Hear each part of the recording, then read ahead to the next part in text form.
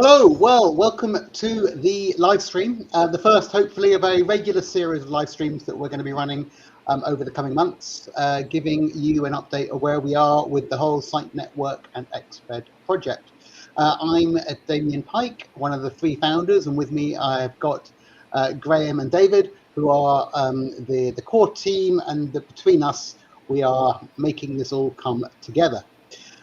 In today's session, we're going to try and keep this short and sweet. Can't promise anything. We are going to go through sort of four little bits, talk a little bit about the where we are with the IDO, the progress we've made so far, the private sale, and the ongoing activity. So discuss around some of the networking pieces that we've done, building out our partnerships, and then looking at some of the technology and where we are with that. And then we'll talk a little about where we go from here. We are today doing this from inside Shabeen, the Irish pub in the Sandbox, which has been well. We'll walk around and we'll have a little bit of a demo of that. It's Christmas. Why wouldn't we want to do this in a pub? I guess that's a good starting point. But it just gives an example of a virtual world and some of the things to think about. Okay, so moving on to our first section. Graham, do you want to start with a little bit of an intro of where we got to with the IDO so far? Yeah, so just before I get into that, I just want to thank Rick James, who is one of our community members, and he had talked about us just changing the format of these episodes to include time inside a metaverse. And that is something we have tried before, and something that we're really keen to do. So, Rick, you asked, you receive. Okay, so let's jump into the Sandbox, and I'll start talking about the IDO then. Graham, while we're in Sandbox, shall we have a wander around and we can the folks who are watching can see this environment while we're talking? Yeah, absolutely. Right, let's have a go. Should we go in and grab a virtual Guinness and Yeah, that sounds good. Yeah. So, just talking about the IDO, then we were really delighted with the response in terms of the sales. We actually sold out the VIP tranche of the sale, which is incredible. Tranche 2 continues. The sale is still on. Tranche 2 ends on the 31st of December. And just a reminder to everybody about the 25% extra bonus, your Christmas bonus from Santa XPED is still available. And of course, your referral bonuses are still active as well. So yeah, loads of stuff still going on, new people joining, some people buying a little bit more, but it's great to see the community active. So, David, do you want to talk a little bit more about the development of the network and other things that we're doing? Sure. So actually, it's been a very exciting couple of weeks coming up to Christmas. First of all, myself and a friend of our team, Jamie Schwartz, were able to present and host a section of the Extended Reality Safety Initiative's Metaverse Safety Week, which was on the future of communication and education in virtual reality, which is really, really exciting. So it was an honour to get to host that. But actually, perhaps an even greater honour is that I've been invited to join a working group advising the United Nations on the future of virtual worlds. It's called the Cityverse program, and it covers everything from urban planning and infrastructure to transport mobility, public safety, health, disaster resilience. The section that I am on the working group for is economic development, education and tourism. And given that all of these, particularly tourism and economic development, are main tranches of what we're doing with the Site Network, that's very exciting. So I'll also be looking at other virtual reality programs from around the world, including our own, and advising and presenting these to the UN to show them the art of the possible, the art of the actual, and the art of the future for in March. So that's been a really positive move forward. Other than that, and Damien will go into this in more detail, but we have also been looking into the practicalities of interoperability, which is to say being able to move from one virtual reality environment like this one that you see here to another freely with the Metaverse Standards Foundation, and of which we're a member, but of which also the likes of Meta themselves, Lenovo, etc., are also members. And we've been speaking to people about scanning for being able to actually capture the environments that we're in. And we have been speaking to people about streaming and being able to send this information to anybody's machine, no matter how weak or strong, or whether it's VR or whether it's not, as if it were a website. But again, Damien will go into that in more detail. So that's where we are at the moment.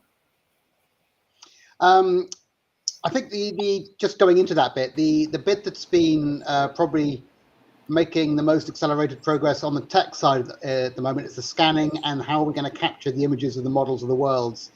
And I think that what's quite exciting is we've got a proof of concept coming through in the next quarter as part of things we're doing, using some new technology around which LiDAR based, which allows us to capture the models we want to capture cost effectively and quite efficiently.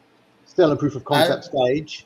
I think the end just game Damien, now. Oops. Just to say, the stream crashed there for about 30 seconds. The load on my machine was too much. Right. So do you want to just repeat what you were saying for the last minute or so?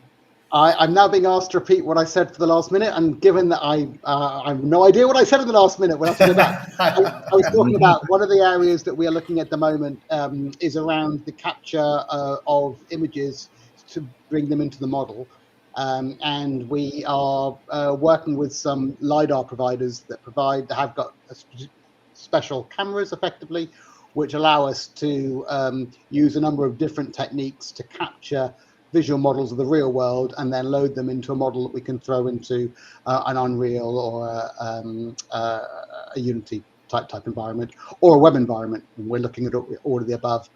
And that's really exciting. I mean, I think the end game, and David would be, I know is a great evangelist. The end game is to make this so that we can use people's mobile phones as the capture mechanism.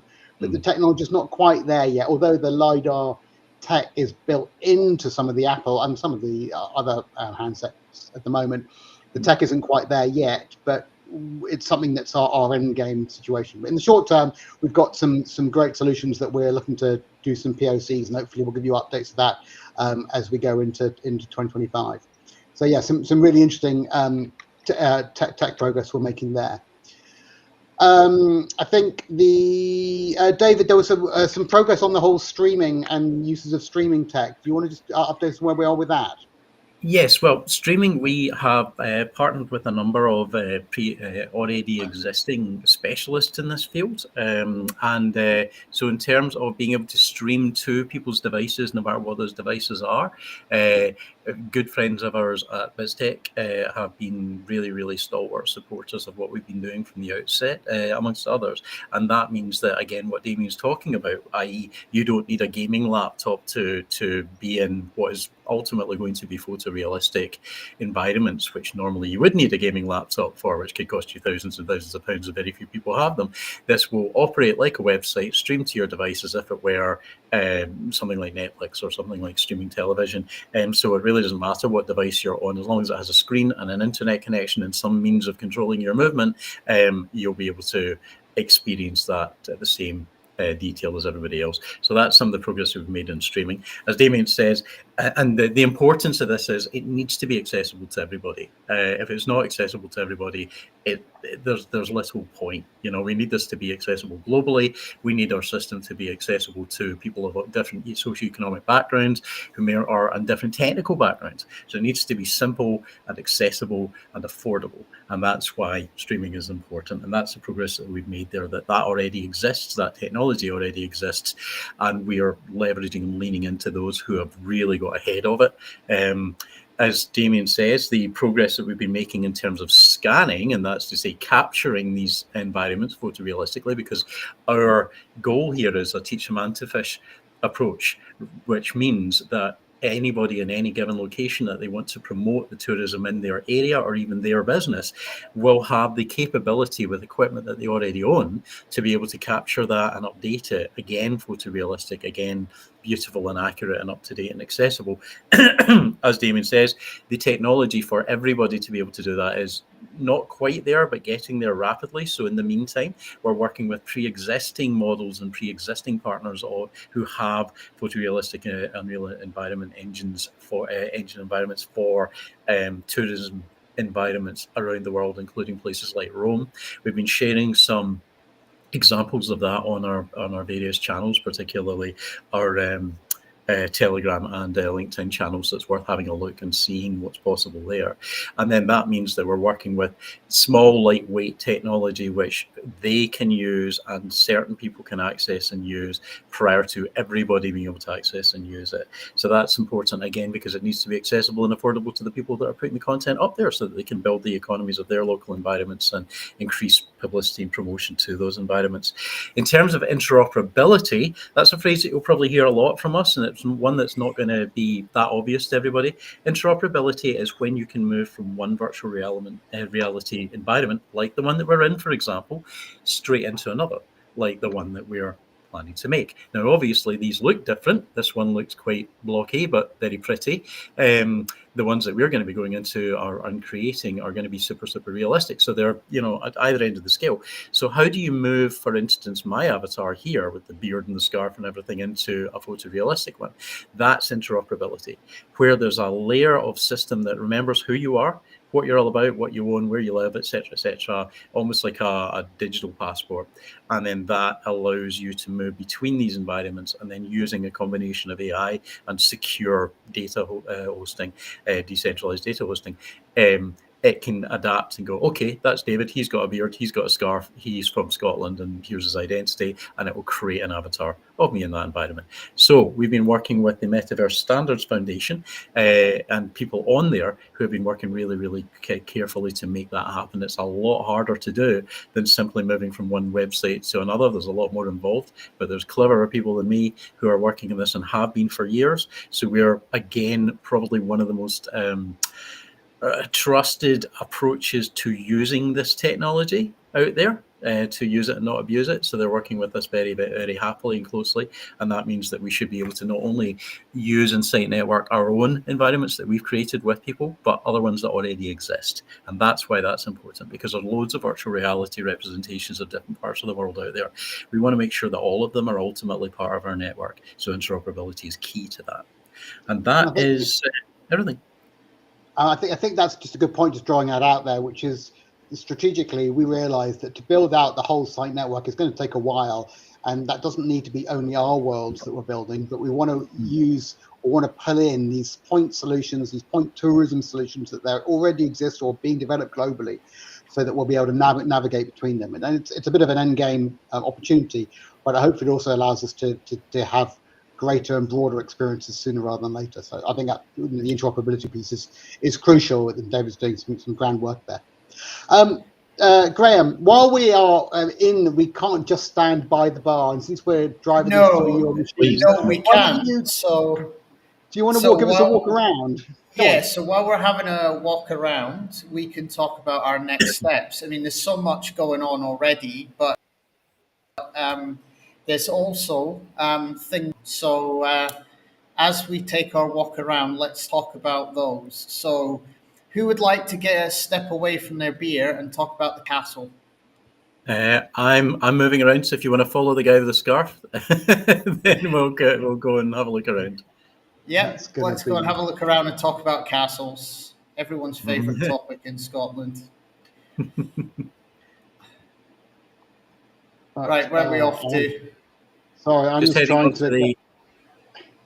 We're just going into the room with the stage where they're getting ready to play a gig.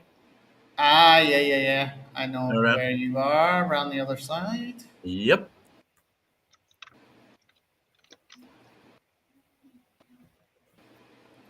Of course. Where you're finding your way to us, do you want me to summarise what's happening with the castle at the moment, or do you want to kick off with that? Oops. Feel free to, while I go around, my machine is dying. Yeah. Right. There you are, Damien. I'm at the bar again. Yeah, always. I see you at the bar. Well, where else would you be? Following me up the stairs. So Yeah. So with regard to the castle, there is Graham. I'll let you Oh, talk about the actual have name we of the lost castle. Graham? Or I have think we we? might have lost. We are live. I'm not sure whether We are live. Graham's Okay, just. so we just don't have a Graham. I think Okay. Graham. So I think if we're recording, for anybody that's watching this, we are learning as we do this, and the amount of power that the Sandbox requires alongside streaming software is more than we had anticipated, and so we're getting occasional breakdowns there. Hence, we keep losing people along the way, and we just lost Graham. Yeah, I'm back. It's just the resource requirement on my PC is just struggling today for some reason. It's still on holiday. It's It's still So, still not over from Christmas. So yeah, so I think we dropped before talking about the castle. So let's talk about the castle. So okay. who's going to explain castle? Right, keep moving, guys. Follow me up the stairs, and I'll talk about the castle. So the castle is in Broughty Ferry. It has undergone some, or is undergoing some funding issues. So it's a beautiful castle which has been visited from people all around the world for hundreds of years, and the museum in that castle is about to lose its funding. And so the people who are in charge of said castle are looking for any opportunity to see if they can keep this museum going and alive using whatever technologies might be available. Well, it just so happens that Broughty Ferry is somewhere that's very close to Graham's heart, because Graham is a Dundee boy and it's very close to where he is. It also relates to some of the work that we are doing with publishing and literature with the In the Shadow of a King books, where some of that is going to be set there. So we suggested that we could come along and offer our services to create a virtual equivalent of the castle, which would allow people to fractionalize, that is to say, buy or own a brick in the castle, which they can then view in virtual reality and see and show people what they own. But even when they go there in physically, which many people will, we've seen that there's a 40% uptick in physical visits to physical locations after they've been there virtually, beyond any other form of promotion or media such as video. So when people inevitably do go there, let's go downstairs. Actually, I think we've seen everything up here. Then when they inevitably go there in augmented reality, they'll be able to view and see the brick and the part of the castle that they own. So we've been speaking to people from Scottish Heritage and our Historic Environment Scotland, and people from the local council and people from the local business community, all of whom are very enthusiastic about this idea. So that is one of the ideas. Graham, does that cover it to the level of detail that you think is? Yeah, I think so. It gives people an idea. I mean, ultimately, one of the things that we're really clear on is history and heritage is a particularly big use case for the technology that we've got. And we've seen a number of really interesting ideas for the use of it around the world. And I think the idea of making the castle profitable through it is a really compelling opportunity. So I'm really looking forward to seeing how we can take that forward. And while we're talking about tourism opportunities, we're also speaking with a couple of cities in the United States about a number of different things. The first key thing being accessibility. So we have a particular city in the US who have a particular issue, essentially, that those that need additional support when they visit, whether that be because of disability or age or whatever the case may be, those particular visitors do not have the resources they need in order to make a judgment that this particular destination will be the right choice for them. So we are working on a number of initiatives using AR and VR with them around how we can boost accessibility in their city.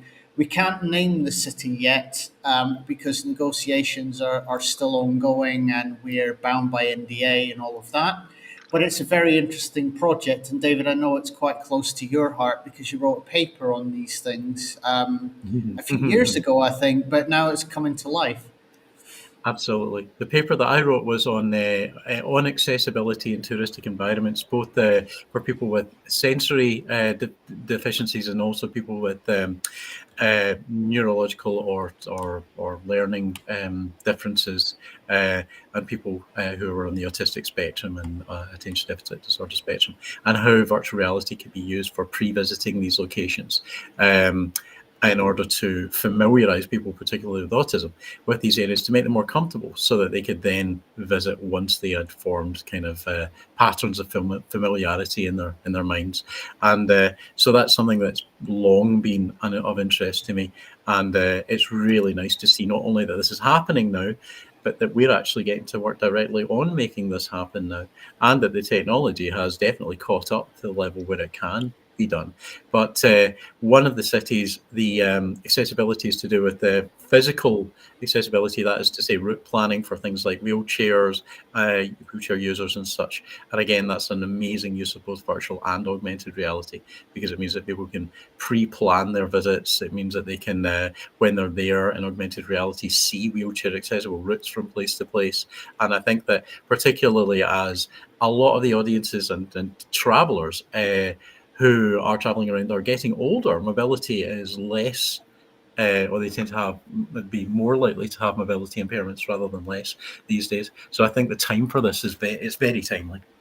Yeah, and I think yeah, it's particularly helps in the tourism sector where we're trying to drive new people into places and get past their uncertainty about the risk of the unknown, and being able to use our worlds to entice people to explain how to navigate, to sort of preempt a visit is super powerful. I think that, and also just going back to the castle, there's a number of opportunities that are coming up which are in the tourism space, which is allowing us to offer tourism venues a way into this new immersive world, immersive experiences, in a way that's sort of very straightforward and very tangible. And I think that's really exciting, seeing how that's beginning to accelerate, and that bodes well going forwards. Okay. Also, finally, is the development of our own platforms, right? We're starting the process of looking at the scanning, and I know we talked about this a bit in the technical update. But do you want to say a little bit about the beginnings of Mettenborough and what's planned for later this month?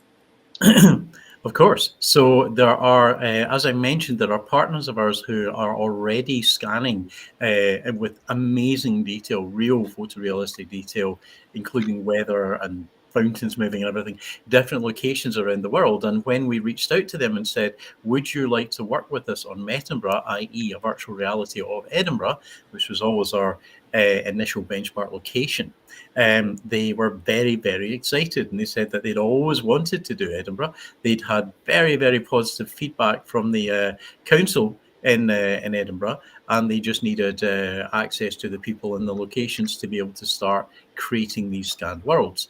Now, as it happens, we already have connections with said people and can get them all the vantage points and locations that they need, particularly in the Royal Mile. And the Royal Mile is the section of Edinburgh just around and below the Edinburgh Castle, where a lot of the most scenic and recognisable points of Edinburgh are A, visible from, and B, right next to. For instance, the Scotch Whisky Experience,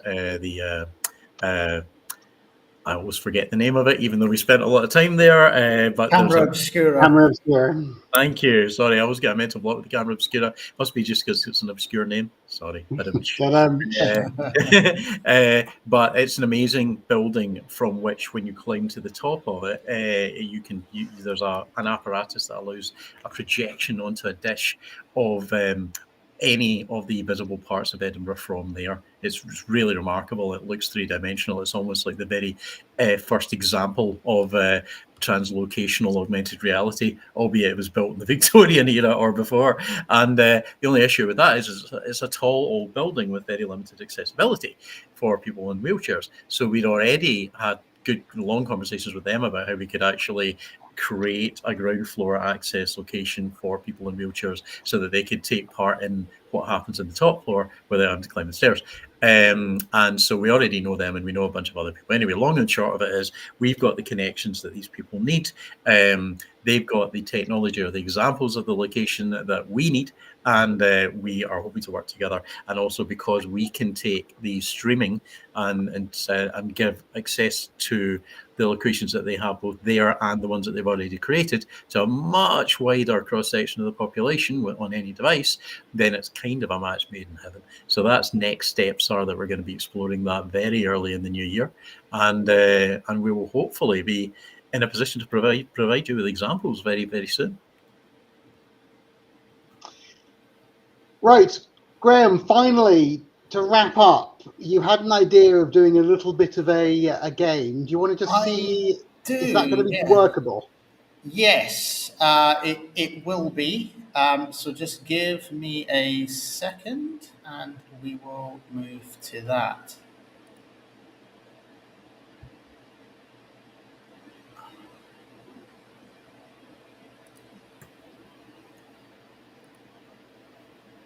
So I know I keep disappearing, but that's because I've been exploring this environment, and there's some amazing stuff in here. In the basement, there's a techno disco. There's obviously the magical mystical garden outside. I've been talking to mythical stags, gathering rings together and going on various side quests. This is a really, really cool environment, this one, and it's like ours, has a kind of a blockchain underpinning, although theirs is more to do with cryptocurrency. And there is the ability to earn cryptocurrency in Sandbox. And we have partners who are intimately associated with that. So it's a very, very cool location. And although it's considerably more lighthearted and sort of cartoony in appearance than what we are trying to achieve, there's merit to any and all of these kinds of environments. That's the beauty of the metaverse, as it will ultimately be, is that we will see very different kinds of aesthetic, very different kinds of approach as is suitable to the location and the function. Ours will hopefully encompass through in the network all of these, but particularly for tourism, our primary focus is going to be the virtual, more realistic, so that to location and when they physically go there. Okay, great. So for this one, you can potentially, what we're going to do is spin the wheel, and whatever the number it lands on is going to be a free amount of XPED. And with the help of David and Damien, we're going to choose someone to receive that XPED. Now, this one time only, you can claim it up to 30 minutes after the stream.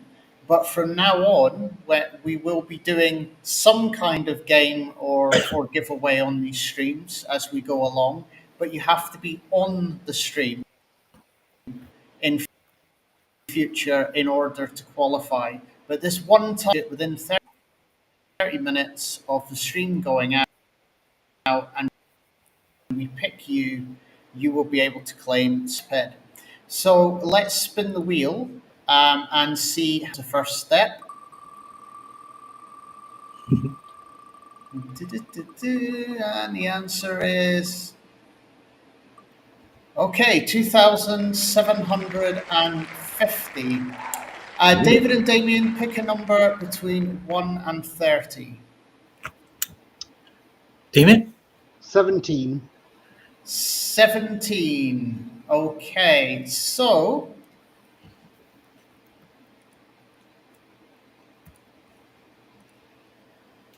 if your wallet happens to end with 66D, these 3 digits, then you will be 66D. 66D. So if your wallet ends 66D, and you can show evidence that that's your wallet, we will be sending you 2,750 XPED. But you need to claim it in the next 30 minutes. So after I post this video, once we're done in a second, I will obviously tell the group very closely. So, Graham, your audio's been breaking up a little bit, so I'll just repeat that just in case mine comes through clearer. So, if your wallet ends with the digit 66D for Delta, you need to get in touch via our Telegram channel. With Graham's sharing the link to our Telegram channel below within the next 30 minutes. For that applies to this live stream only. All future ones, you will have to be here for those competitions, and you will only be able to claim during the live stream. Today, we're giving you an extra 30 minutes grace. Right. Thank you both. That's been a good first episode, not without some technical challenges, which we'll see if we can get around for the next time. We're going to use a different location, a different immersive world for our next catch-up, which will be in a week today. And anyone that's got any feedback or questions or areas they'd like us to address, do reach out using the Telegram channel. That's our primary mode of communication.